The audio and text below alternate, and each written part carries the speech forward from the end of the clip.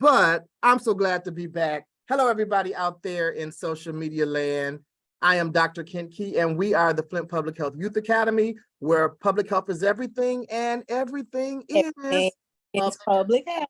And so we're so excited. As you all know, a couple of months ago, we started our gun violence prevention campaign.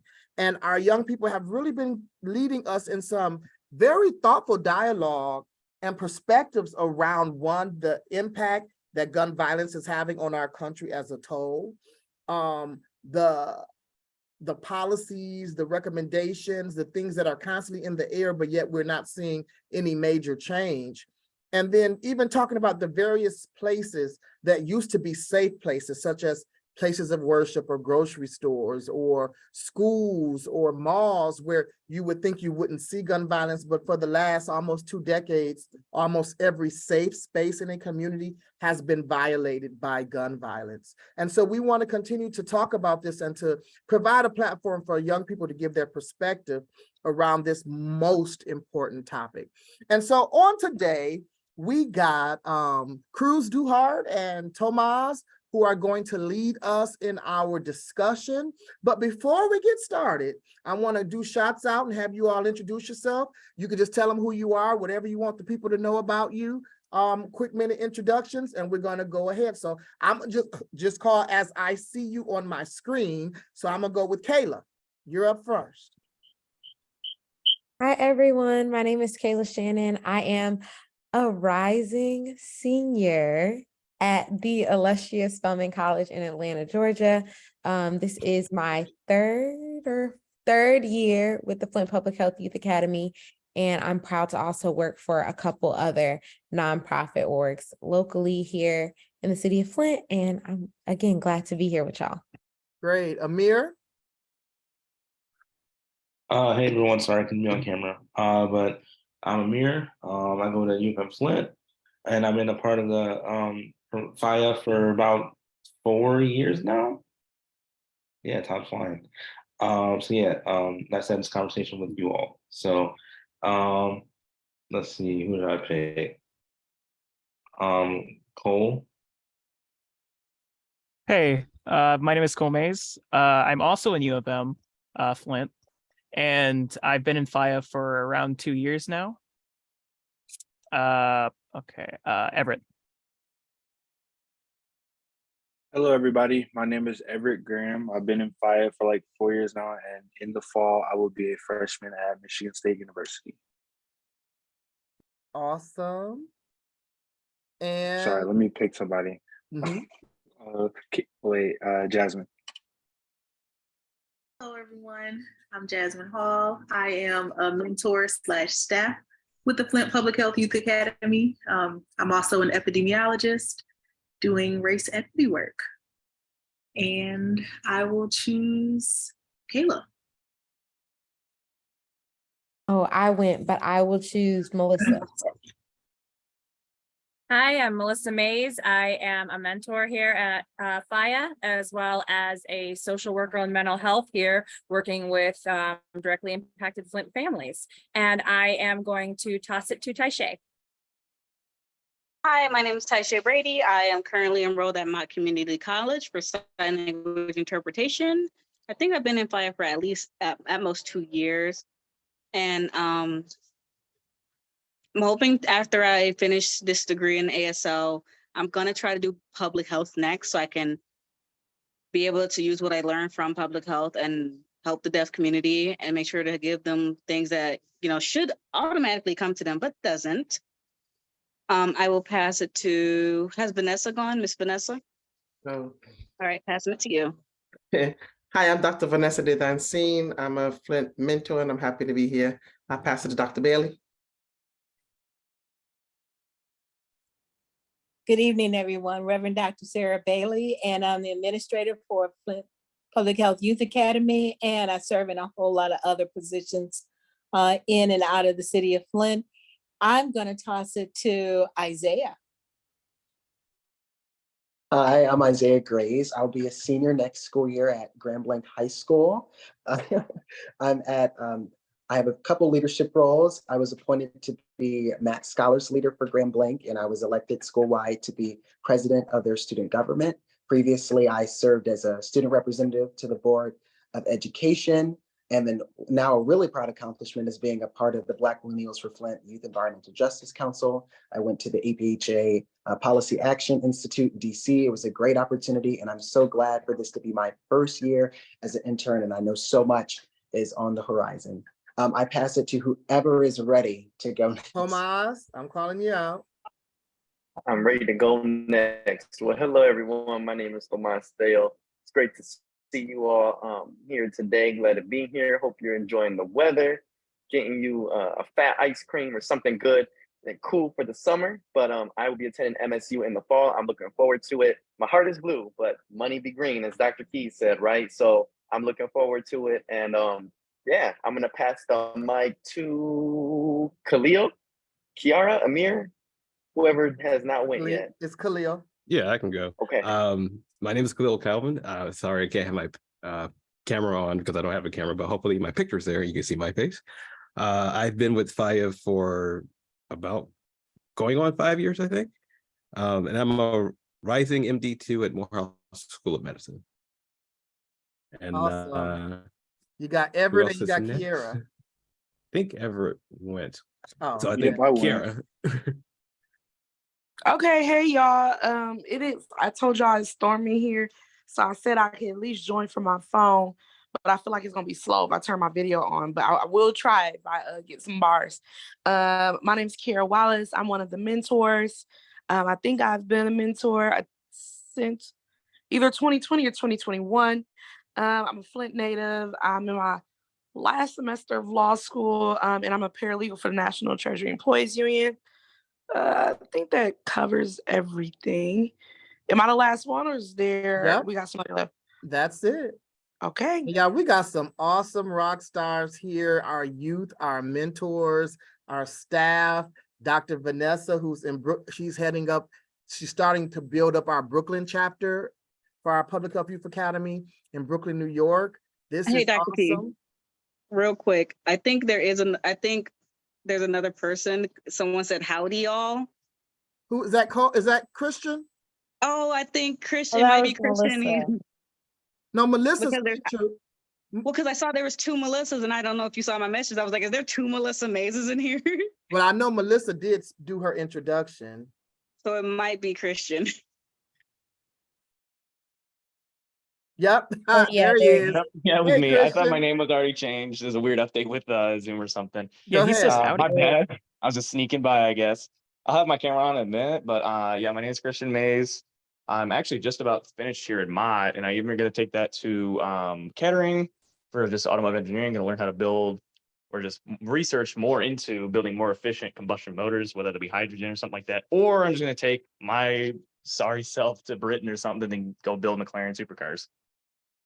Well, either way it go, you and motors and air pollution and public health, it all ties into each other. I already saw the connection. I'm excited. You guys are doing some awesome work. And just for those out in social media land, and so traditionally public health was a degree that you only got in grad school. It was normally master's in public health. Probably since about 2018, more recently, they started offering bachelors in public health. And so we don't, put any pressure on any of our young people to pursue a bachelor's in public health, but we want to expose as many young people to the field and to the work of public health, because most people and most industries are working in public health, whether it's in education, whether it's in social work, whether it's in medicine, whether it's in accounting, whether it's in administration, you have public health administrators, public health educators, like public health nurses. This is such a vast field. And so we're excited about this work in public health. So we're going to turn it over now to Cruz and to Tomas as they guide us through today's discussion. All right. So like I said earlier, one of our main discussions is going to really be talking about the youth perspective on this subject matter. And so our first question actually is going to be, do you feel safe against gun violence in your school?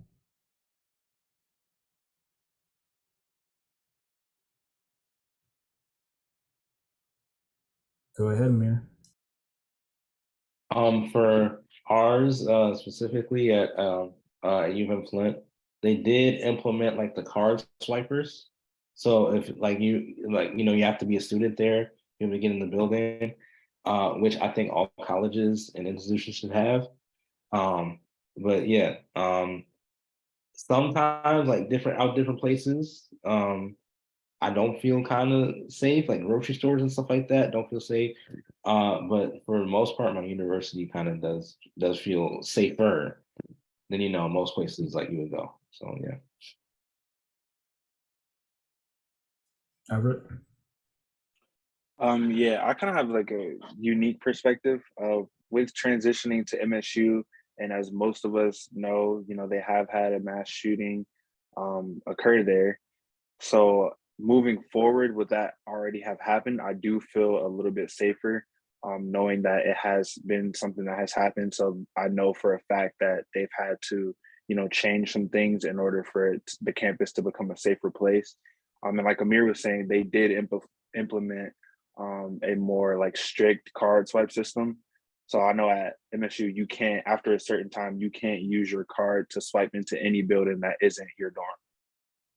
You literally can't get anywhere on campus without it being like your dorm after a certain time. So to an extent, it does make me feel a little bit safer. Christian. I think Amir had his little hand up first, but He just didn't lower it. Yeah, go ahead. oh, oh my bad. So yeah, that got me kind of thinking about the stuff that I'm familiar with. I'm gonna be very vague. There are some campuses here in Flint that don't even bother to put things such as like metal detectors or anything like that in the buildings at all. That should be government funded from the get-go, period. That'd help a lot just in that, whether it be intimidating people that are gonna do intentionally bad things or something like that. Just in general, that should be at least a man or something should come out of that. It's just odd to me because some places do, and what I've seen so far, most places don't, and that should be pushed forward. And Taishay. I'm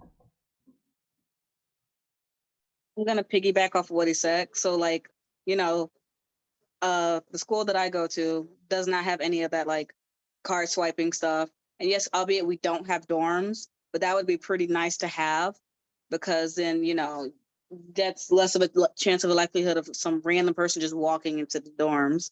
Well, I mean, walking into the building, but also having like the security patrol more because I'm gonna be honest with you, every time I've gone to my school, I don't see security patrolling inside the buildings as often. They do, of course, patrol outside and drive around, but I don't really ever see them doing like real thorough or like being in the hallways. Because if I could see a security guard in the hallways, more often than not, I would feel a lot safer because, and I don't. The only time I ever really see the security is when they're parked somewhere on campus, or maybe like they'll be doing rounds. Like I would feel a lot safer if that was implemented. And if it was more stricter on that. Yeah. And so thinking about my experiences in education, with my high school being like very like large and having a lot of potential areas where people could come in from the outside, we did have security officers and things like that. But there was always this weird feeling during one of the times that we call crossing period, where you walk between the two campuses, where there was like this feeling like anybody could walk on if they just were wearing a backpack. They might be, assumed as a high school student like me. And I want to look at my collegiate education. We do have security and things like that, but we're also placed in the middle of the city. And so there's still a lot of worry and fear that anyone can walk in because our campus is relatively open. And so I kind of understand exactly where you guys are coming from when you have that just general unrest, because this is something that's starting to become way more prevalent in our country, especially in spaces that are like that seemed safer before. Like you would want to assume that children are innocent and don't deserve any of this foul behavior, even college students as well. But we've seen that it's happened way more likely recently. Isaiah, I see your hand is up. I just wanted to piggyback off what you were saying about, because we both went to Grand Blanc High School, and I have to cross But I noticed that once I start to see a change in students feeling more safe was the moments that they actually opened up their mouth and said to administration, hey, this is what we need. And so I think that not everything is communication, but communication is a key part to when we have solutions of making sure we get it to the right people and holding them accountable to it. Because I remember before I was in leadership, I was able to get administration to listen to me because one thing I had was the numbers too. So if a lot of students get up and say, hey, this is what we want, and get directly to them, I think we can see a major shift in people's feeling of people feeling safe. But of course, there's a difference between feeling safe and actually being safe. And that's when the policy comes in. But I think we can really hit home on that part if we can just mobilize enough people. Everett? Yeah, that was a really good point, Isaiah. And I kind of want to piggyback off some of what Taisha and Cruz and Isaiah were saying. Just as far as like, you know, being on campuses where things like crossover exist. I didn't go to a high school where that was a thing, but I know that there are a lot in our area that have that. And especially a lot of people are making the transition to colleges that happen to be like in the middle of cities. When you said that, I thought about U of M Ann Arbor. You know, they're smack dab in the middle of the city. And not only is it a college, but there's also a hospital, and there's also many other resources that are open to the public. So there aren't always just college students on that campus. There's a handful of people who come and go throughout that campus who, aren't necessarily looked at as out of the ordinary just because of the fact that there are multiple reasons for a person to be on that campus. So when you think about safety, and this is where I connect to what Taisha was saying, where we always see the security cars, driving by or parked on a corner or something. And, when you see them, that kind of makes you feel safe. But when you're actually interacting throughout these environments, the security presence or the presence of police officers is never what you would think it would be, especially now in the world that we live in, where we have to worry about, me walking through campus and all of a sudden being shot at. Like, I feel like the conversation about having a more present security is definitely going to be very important. Dr. Bailey?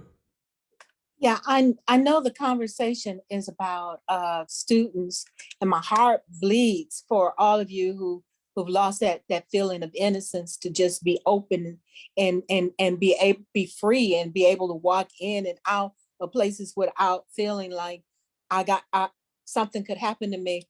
But I'm also coming from a staff position as well, because a lot of times we don't see that we also have to be safe when we're on campuses and when we're interacting and when we're going in and out. And oftentimes as a staff person, you feel the need, if something were to happen, to jump in front. You understand what I'm saying? Many of the staff people who were in classrooms with children put their lives on the line and threw their bodies in the way of bullets to help try to prevent something for a child. And that's a decision that you have to make. And who goes into teaching or who goes into becoming a university professor or staff person thinking at some point I might have to put my life on the line to actually do my job? It's really frustrating right now. It's a really frustrating time.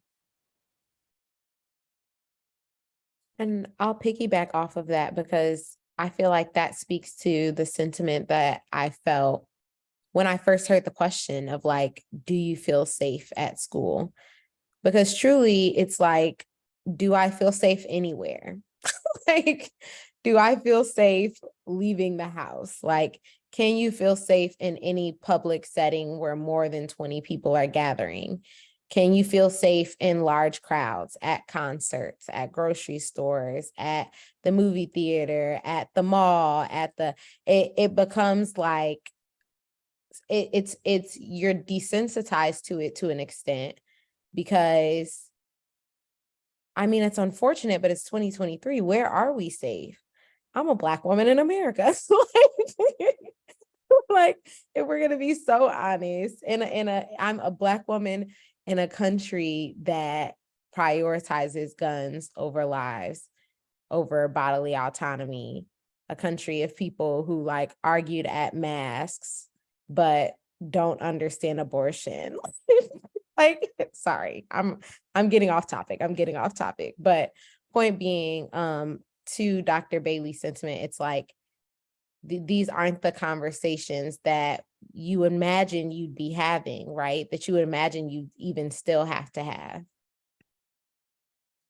Miss Wallace. Okay, we're gonna see. I think I got a little bit of video. All right. So to answer the question, and not just piggyback, I don't think I've heard anybody else say anything about students. And so, like, in short, no, I don't feel safe. But yes, University of Maryland Law School is right in the middle of Baltimore, and it's Baltimore. But a lot of my concern doesn't necessarily stem from being downtown Baltimore. Like, I'm definitely concerned about crime and, getting carjacked and all that kind of stuff. But regular Baltimore people entering the building, not the top of my list. Somebody who might throw a laptop through the door because they scared of their grades, near the top of my list. And we've heard about disgruntled staff members returning back to a job that fired them or something like that. So I'm more concerned about the people sitting next to me than just the disenfranchised people in the city that happen to be where we have now come into their space. And I don't think that is addressed enough. This is a talk show about mental health. Mental health is separate from mental illness. And I am not saying that I'm concerned about someone with a diagnosed mental illness, like, I don't know, bipolar disorder, schizophrenia, or somebody like that coming and shooting me, but someone who has not checked on their mental health, who might be having some type of angry breakdown over some reasonable, normal life thing that's happening, that does scare me. That does concern me on a daily basis, because people have seemed to be getting more irrational by the second. I don't think it's properly being addressed, and we definitely talked about this last show. So I won't, get too deep in it, and I don't know why y'all keep bringing up security guards, because they don't make me feel safe. The security guards do not make me feel. Half the security guards don't carry, and I don't feel. The security guards do not make me feel safer. I'm just gonna be honest with y'all. I don't know why y'all keep mentioning them, but that don't help. To me, that's not an incentive. But so yeah. Yeah, I think that's fair. Because I mentioned, my schools have had them. However, they don't always seem the most qualified. If they are carrying or if they're not. In both situations, I wouldn't necessarily choose them to trust. And so that being said, Christian, what did you have to say?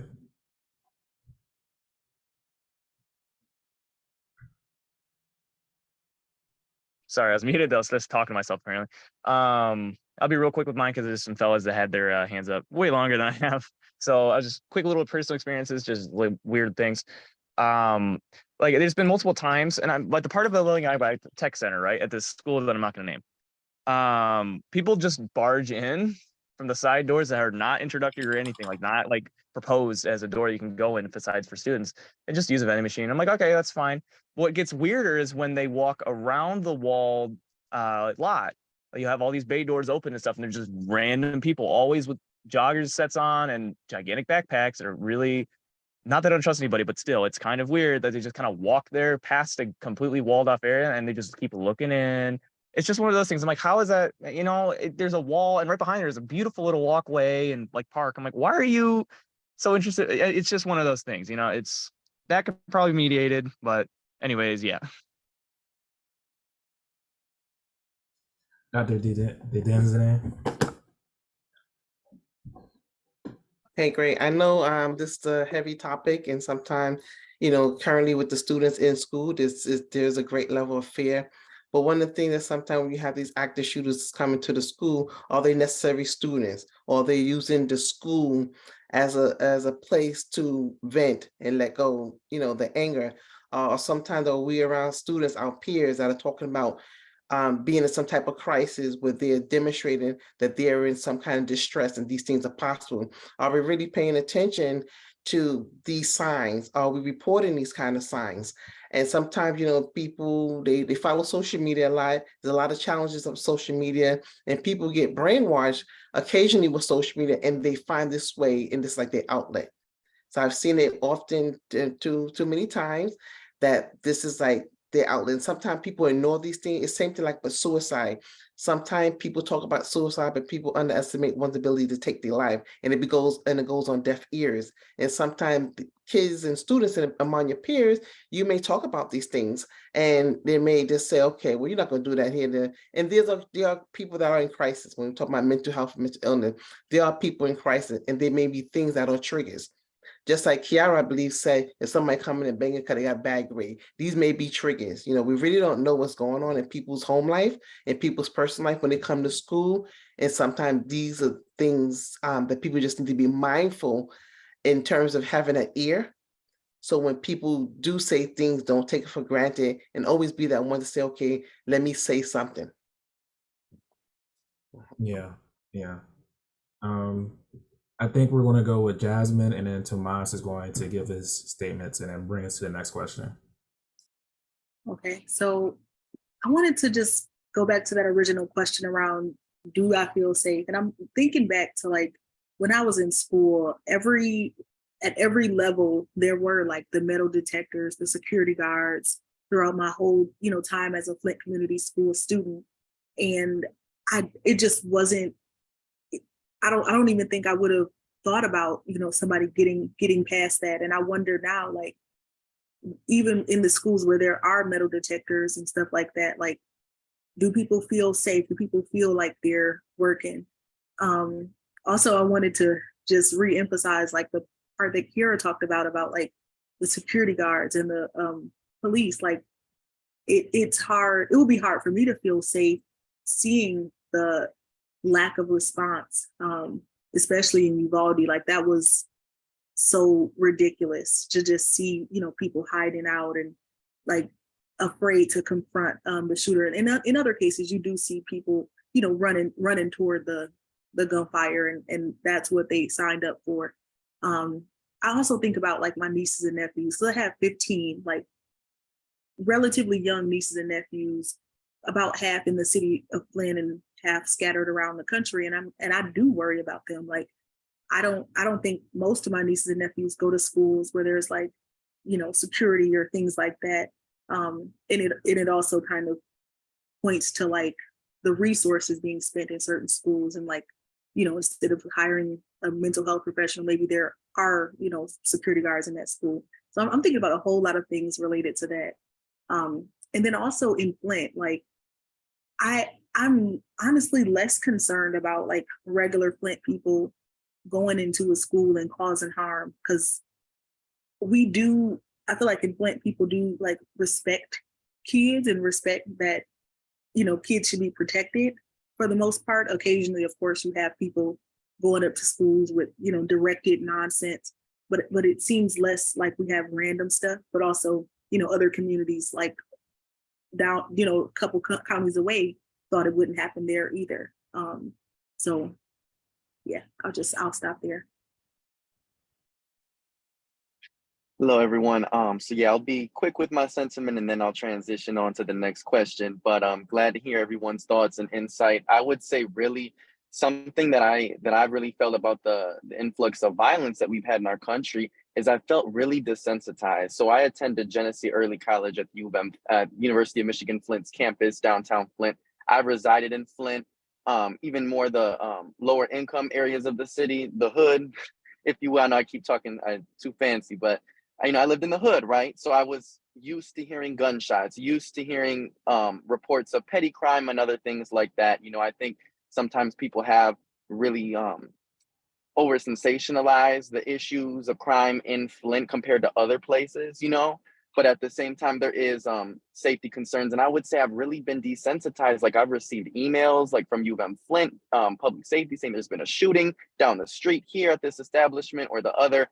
And I was just kind of like, wow. And then I just go on with my day. And then even when I see things on the news, it's like a commonly reoccurring thing. And I think that that's something really scary. And I'm not proud of being desensitized to this matter. So I really wanted to look to the future and really speak with you all about what are some proactive solutions that you think will make a school feel safer or make any other establishment or any place feel safer to you. That's what I wanted to know from you all, is what would make you feel safer in school?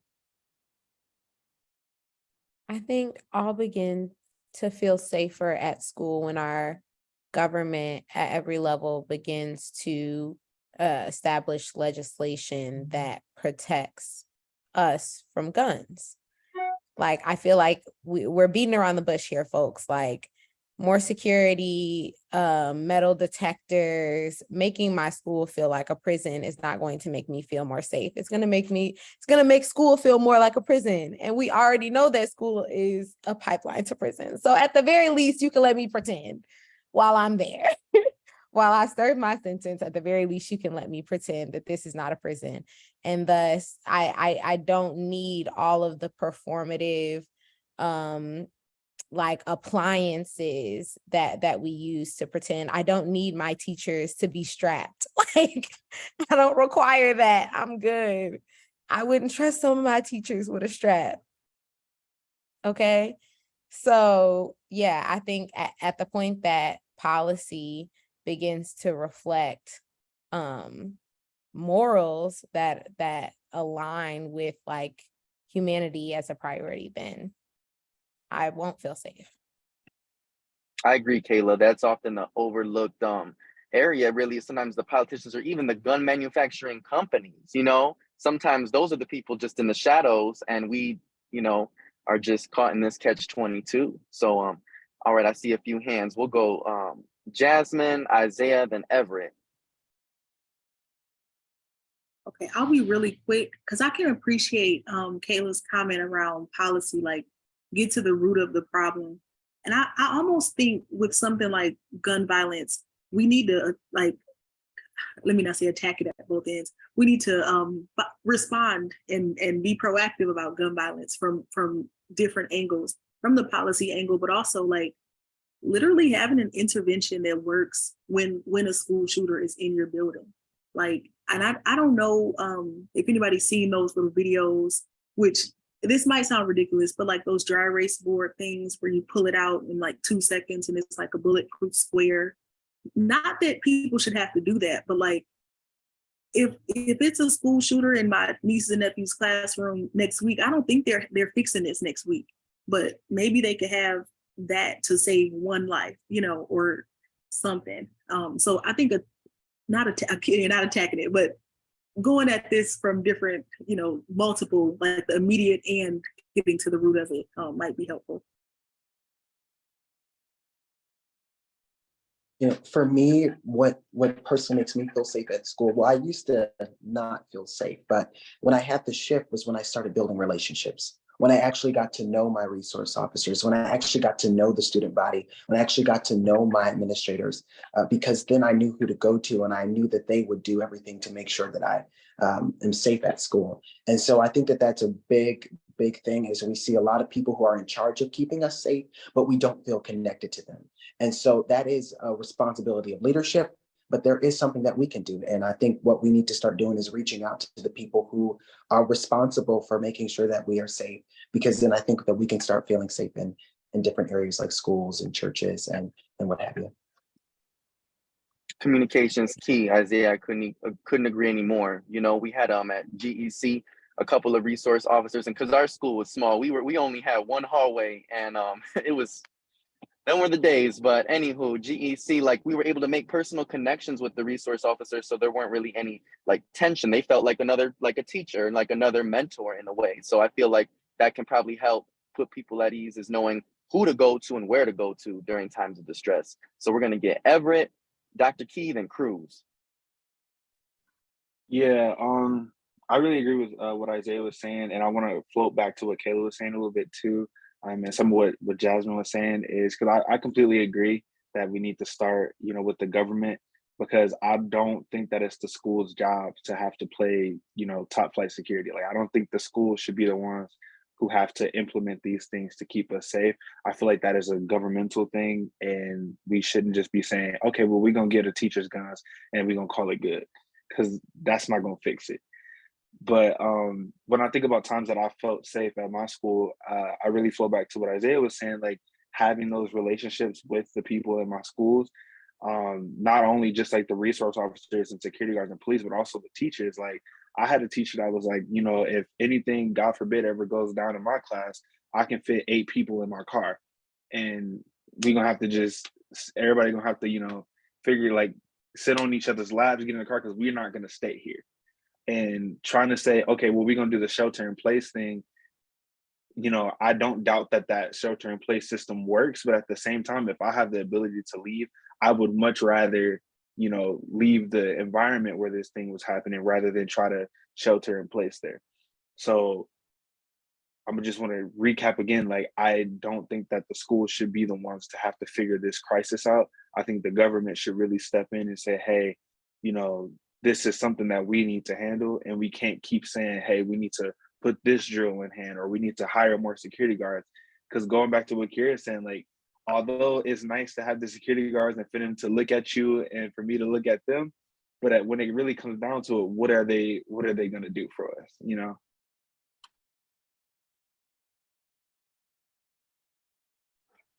All right, Dr. Keithan Cruz. Okay, so I've heard a lot, and I agree. Many of you make good, valid points. One perspective to consider that you all are basically saying is that educators are trained to educate, right?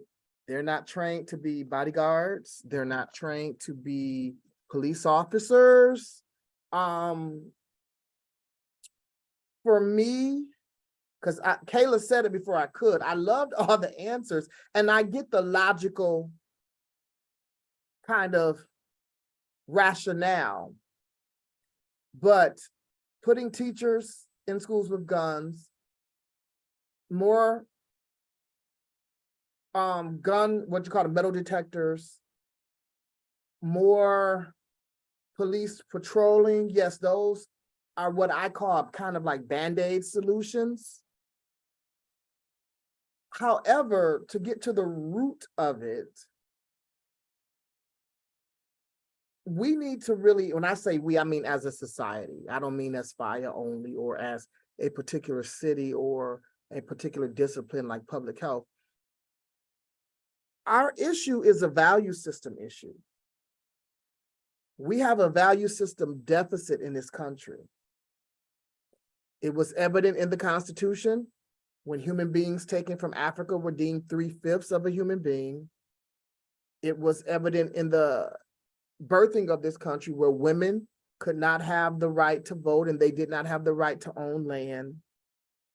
It's continuing to be evident as we see with civil rights, women's rights, LGBTQ plus rights. There's a plethora of examples of how we as a society, as groups, look at other groups and deem them less valuable than another. And until America gets her value system in check, and until we do a value system reset, we will continue to spend more money to fight wars and in purchasing and building weapons than we will for actually keeping our babies safe. The same country that takes pride in being the #1 first world country, and that will go, allegedly, to other countries to save other children from injustices, won't do the same for her own. And there used to be a gospel song my grandmom used to play by the Williams Brothers that says, sweep around your own front door before you try to sweep around mine, right? And so my point is, until we have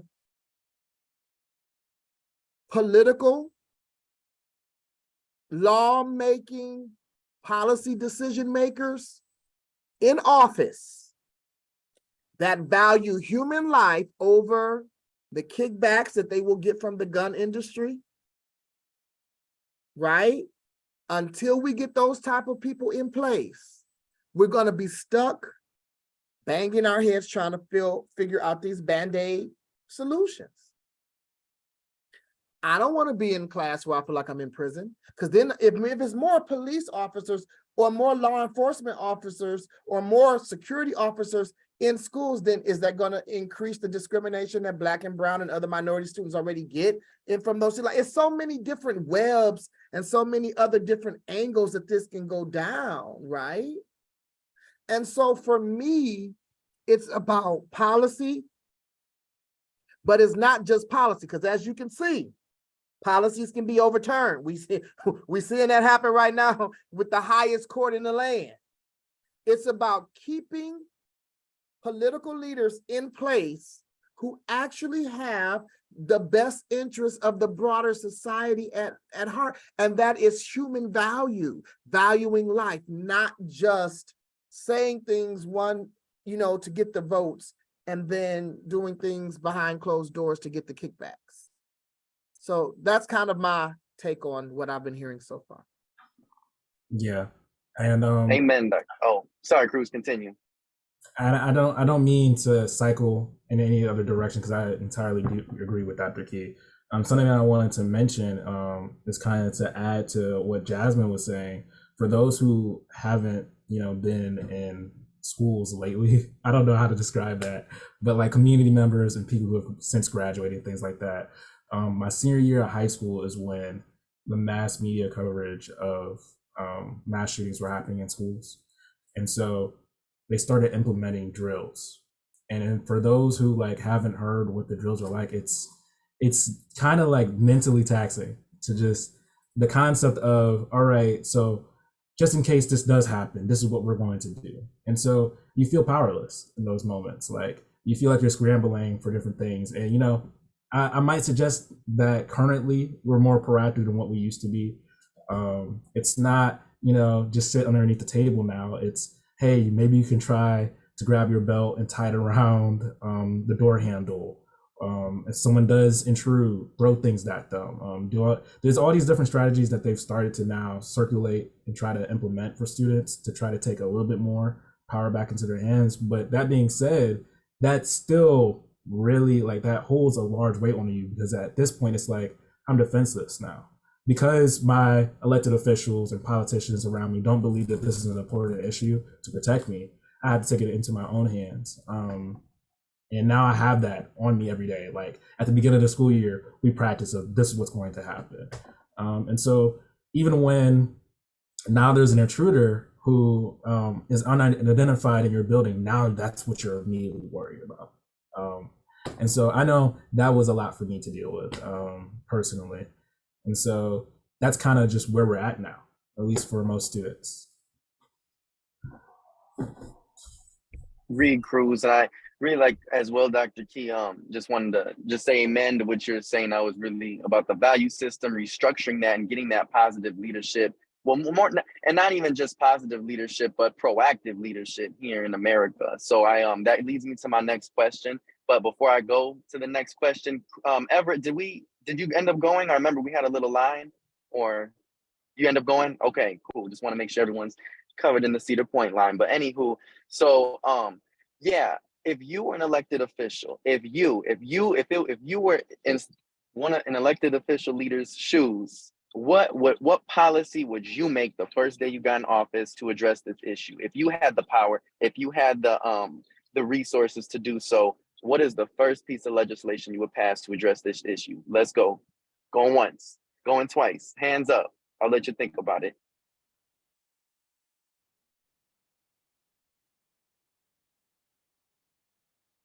No?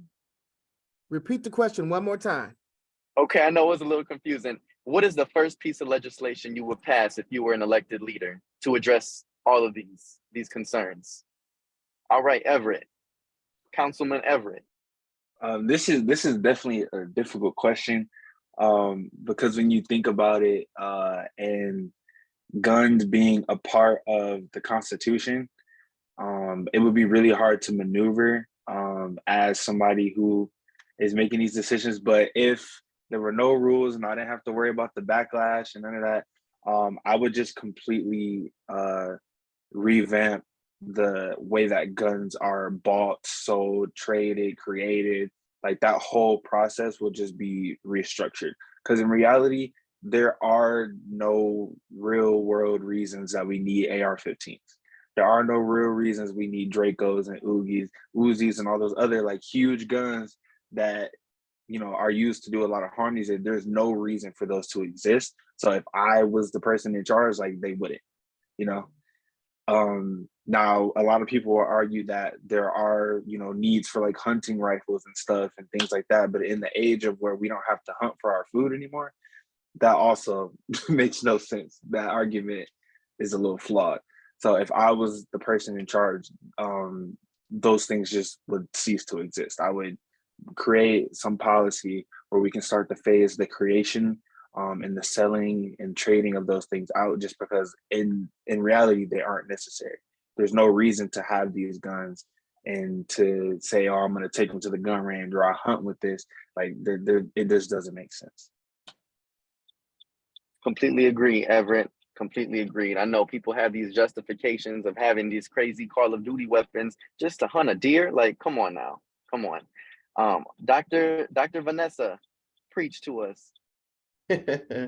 Well, one of the things in terms of having the ability to make policy changes, first you got to see what you're up against. All right, when we think about guns, we have the NRA, you know, these people who's focusing on the Second Amendment and here and there, and they feel apparently they don't see no injustices of what the problem is. It seems to be everybody else but them. And when you have this particular organization, as powerful as they are, fueling and funding certain type of people in legislation, this is what your competition is at. This is what you're up against. And I'm just curious if it gets to the point one day when it hits their front doorstep, will it make a difference? We talk about over the years with the gun shows, we have cash and carry, background checks of people getting checking for mental health illness. But then you have people that are sane and are entitled in terms of passing a background check, still getting these guns and then putting them in the wrong hands and putting them for different use. So how do we now look at the bigger picture of dealing with these big organizations like the NRA? Talk to him, Dr. Vanessa. I completely agree. And that was my sentiment I shared earlier, is about addressing these companies and associations, you know, that are lobbying government, you know, and that influence them as well, because money is a big factor. So, all right, future Dr. Khalil, or are you a doctor already? Future doctor, Well, not quite yet. Future doctor, prescribe us with some knowledge. So I think, like, getting in the headspace of a policymaker, I will look at places where they have policies that are actually working to help prevent gun violence. And I think like Japan is a good example. Like they have rules like you could only purchase shotguns and handguns as a thing. You can't like buy or fully automatic rifles, and you can't modify them like to increase their capacities or stuff like that. And I think they also have like you have to go through courses and training for like a year before they actually give you, like, you're actually able to purchase a gun. So I think looking at places where, you know, gun violence is not an extreme issue, because I think America is like a very, very large outlier when it comes to gun violence. So kind of looking at and adopting policies around the world where how they control and manage their own gun problems, because they still do have like gun violence and gun problems, but it's nowhere near on the level that we have it. So I want to see what they're doing right. Agreed. I think it is a big reevaluation of what is being done, our systems in place here in America, and comparing them to those who are not facing this issue, at least not to the same degree. So completely understood. Congressman Jasmine, hit us with it. I see a couple people before me, I think. But Dr. Bailey. Take it to the house. All right, I'll say a few words. So I want to say I definitely support all of these ideas that have come forward, like taking this money out of elections, like not being able to buy politicians, banning certain types of guns. Like I think we should have laws around storage of guns, all that. But Dr. Key's point about the value systems got me to thinking, again, because like I would almost go from a direct health angle of like expanding access to healthcare, including mental health, well-being resources, or / like expanding access to like yoga and mindfulness type things for people of all ages. Obviously, I'm biased, but hear me out. Like, I think about the community level value systems, but also like at the individual level. Like, if people have that, raised consciousness of like, an emotional regulation, like you would see the next person as your fellow brother. You would have that respect, for animals, for nature, all that stuff, if you're doing those things naturally. So it'd be hard to pick up a gun and want to harm the next person. So, I mean, it's probably a woo-woo policy thing, but I'd be like, expand access to yoga, stuff like that. In addition to the other very critical, even more critical ones. Agreed, Jasmine, agreed. I'll have my camera on here shortly, but I like how you said about considering the other lenses of public health, like the other things that affect the issue of guns as well. So we're gonna go Dr. Bailey, Isaiah, then Cruz. Yeah, one of the things that I was thinking about is the Second Amendment, which was never meant for individual. It was not for individual use. Second Amendment has to do with militias, that the militias of a particular area, a state, an area, a territory has the right to bear arms to keep that community safe. It's not about the individual. We have turned that around and made that about individual rights. And so I think what I would do as a politician, you have to go back and you have to re-educate. So I think I would put money out there for those that really understand what the Second Amendment right is about, to get out there in the community and share that so people understand when we do start setting the laws that's going to clamp down on the right to bear arms or to have arms, people understand it was never a right you had in the first place as an individual. So we took it to that individual level, and that's why we have the problem. I would also say that guns don't make it to the hood because the manufacturer is sending them to the hood and somebody is buying them outright in the hood. They're getting to the hood some other kind of way. And so we're talking about stopping people from crossing the border. But when we're gonna stop the guns from coming across the border, where we make the guns in the US, ship them to another country, and then have them brought back illegally into the country and then distributed out into the community. There are a lot of pipelines that we need to shut down. And there's a lot of work that we need to do at the border. And I don't think it has to do with being inhumane to people who are fleeing, violence in their home countries. I don't think that's where we need to stop the things at the border, but there are contraband that's coming in that we need to develop some laws in regards to. Completely agree, Dr. Bailey. And you know what? It's food for thought as well, because the countries in Latin America or even in the Middle East that people are fleeing, our country has had a role in their can't even find the adjective, but their chaos, if you will, or tyranny, whatever it may be that they're facing. So yeah, we got some reevaluating, a lot to do as a country. And I really like how you did that, because I wasn't even educated about how it was really intended for militias versus a personal standpoint with guns. So no, that is good. I think definitely we need to know more about the education and the history about our country before people start backing up and implementing laws, that people start knowing the origins of it and stop abusing it, just like when people abuse the Bible. So, all right, Isaiah and then Cruz. If I were an elected official, what I would mainly focus on is, I know this is going to sound a little boring, but bureaucratic reform, because I feel like the departments that are in charge of this type of issue I don't think that they have the resources that they probably should in the execution. And I don't want to talk for too long, but when I was a student representative to the board, I would see a lot of federal policy that would get passed, how it trickles down, and you would see how some intentions sometimes would get mixed around. But what I would do is definitely background checks and training. Also a lot of infrastructure too. So like research and development. But I would also present to the American people that this is an issue that we need to unify around. And that if I was an elected official, I swore to protect the sanctity of life. And so I would try to unify us as much as possible. Well said. I well like said. that. I like that. Instead of worrying about different political ideologies, knowing how to come together and serve the people, which is what everyone talks about during speech time. But then, during terms, it's a different story. So speaking of stories, Cruz, hit us with your story and good words.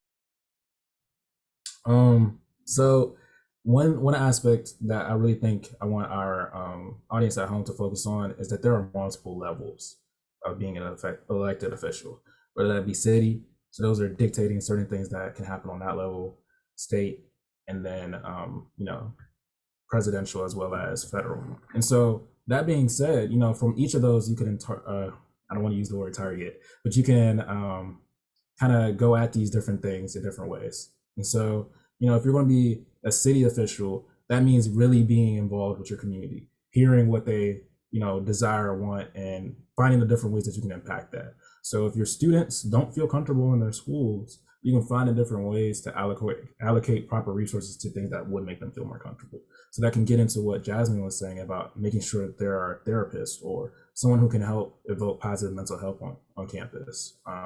Different things like that. When you look at state, our governors have a lot of sway when it comes to things like gun control.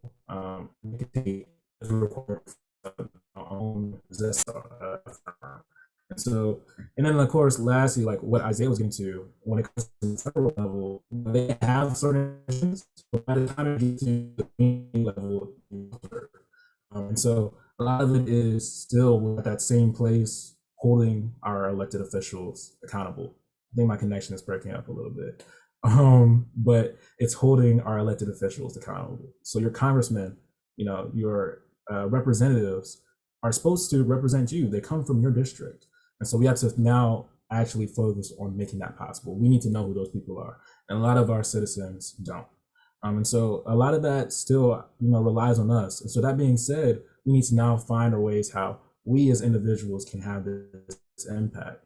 So that being said, I'm going to ask this last question for us to wrap up.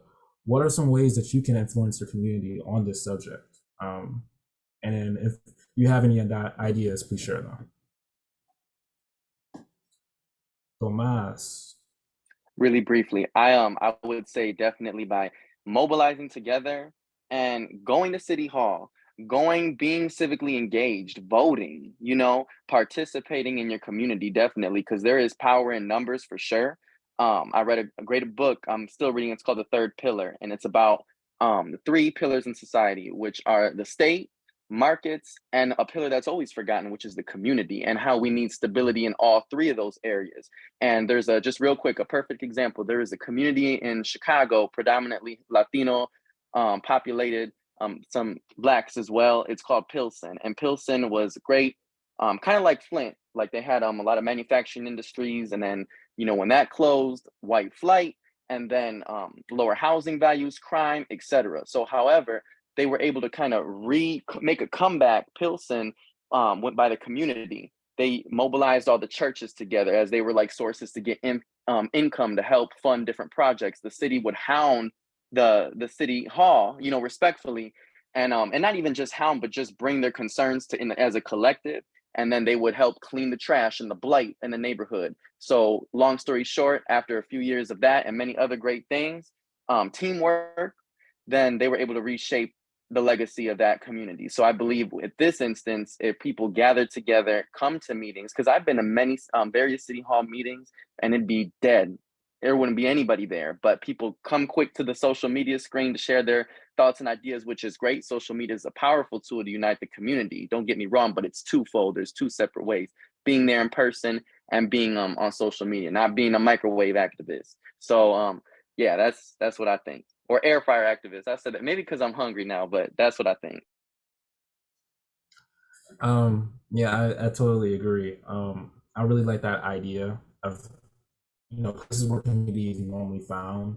That's the place where you mobilize. So that being a church or a volunteer center or a recreational center, or whatever it might be, finding those different spaces where you find people and now bringing that element there.